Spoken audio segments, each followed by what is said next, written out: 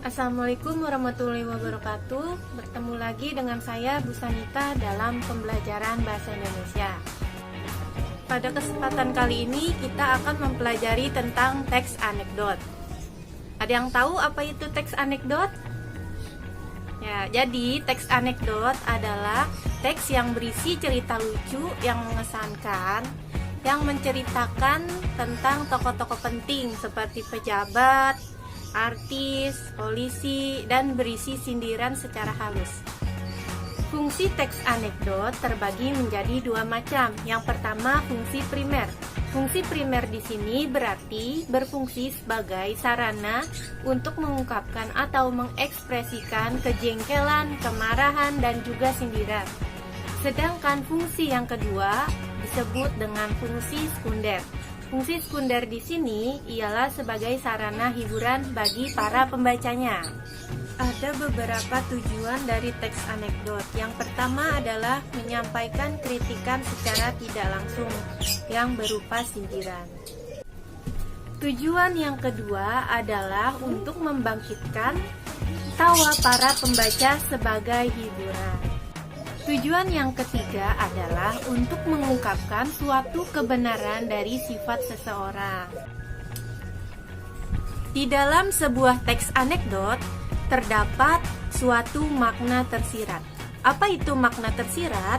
Makna tersirat adalah makna yang tersembunyi di dalam teks anekdot tersebut, atau sering disebut juga apa sih maksud dan tujuan dari cerita yang terdapat di dalam teks tersebut. Berikut ini akan Ibu bacakan sebuah teks anekdot. Kalian simak ya.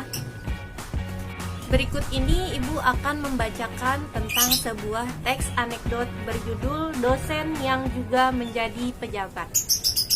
Dengarkan ya. Di kantin sebuah universitas, Udin dan Tono, dua orang mahasiswa, sedang berbincang-bincang. Tono, saya heran dosen ilmu politik kalau ngajar selalu duduk, tidak pernah mau berdiri. Udin, begitu saja diperhatikan si Tonton. Tono, iya, Udin tahu sebabnya. Udin, barangkali saja beliau capek atau kakinya tidak kuat berdiri. Tono, bukan itu sebabnya, Din. Sebab dia juga seorang pejabat. Udin, loh, apa hubungannya? Tono, ya kalau dia berdiri takut kursinya diduduki orang lain.